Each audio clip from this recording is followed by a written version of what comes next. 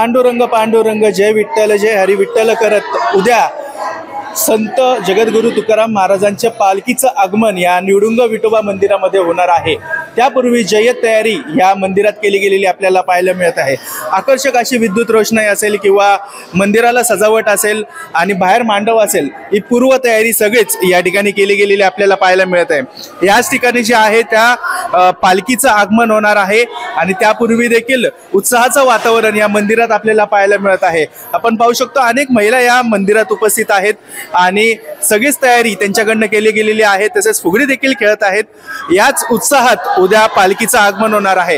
दादा, हे कितवं वर्ष आहे आपण पाहत आहात आणि त्यानंतर हा जो उत्साह आहे हा कितपटीने वाढतो, त्यासोबतच आणखीन काय तयारी बाकी आहे का? सालाबाद प्रमाणे यंदाही जगद्गुरु श्री संत तुकाराम महाराजांची पालखी पुणे येथे मुक्कामी येणार आहे आपल्या निवडुंग विठोबा मंदिरामध्ये।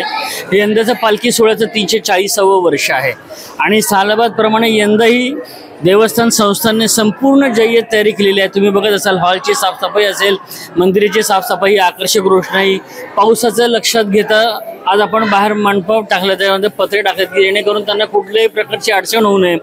येणारे आज जे पालखीबरोबरचे हजारो भाविक भक्त आहेत, लाखो, नुसतं पुणे शहर नाही, पालखीबरोबरचे येणारे पुणे शहरातले आणि आजूबाजूच्या परिसरातली जेवढी लोक दर्शनाला नाही, आज तुम्ही बघता की या लोकांचा उत्सव शिगेला चाललेला आहे आणि हा खरोखरच एक अद्भुत सोहळा आहे जगामधला की आज इथे पुण्यामध्ये होत आहे। साधारणतः पावसाचं वातावरण आहे पण मोठी गर्दी या ठिकाणी होणार आहे, त्यासाठी काय नियोजन केले गेलेले आहे? गर्दीचं नियोजन लक्षात घेता आज आपण जर बघत आहात तर कुठल्याही प्रकारचा अनुचित प्रसंग घडू नये यासाठी आपत्ती व्यवस्थापन पण संस्थांनी तयार ठेवलेलं आहे। आज आपण बघताय महिलांची दर्शनाची रांग वेगळी आहे, पुरुषांची दर्शनाची रांग वेगळी आहे। VIP लोकांचे मुवमेंट लक्षात घेता त्यांच्यासुद्धा दर्शनाची व्यवस्था वेगळी केली गेलेली आहे, जेणेकरून कुठल्याही प्रकारचा अनुचित प्रसंग घडणार नाही, गर्दीचे गडबड होणार नाही, कुठल्याही प्रकारची चेंगराचेंगरी होणार नाही। एक भाग, दुसरी गोष्ट म्हणजे आज जे लाखो भाविक भक्त वारकरी येणार आहेत, संस्थांच्या वतीने त्यांची भोजनाची व्यवस्था केलेली आहे, तिन्ही वेळची। वैद्यकीय आपत्कालीन व्यवस्था जर निर्माण झाली तर त्याच्यासाठी सुद्धा जय्यत तयारी महानगरपालिकेच्या बरोबर संस्थांनी केलेली आहे।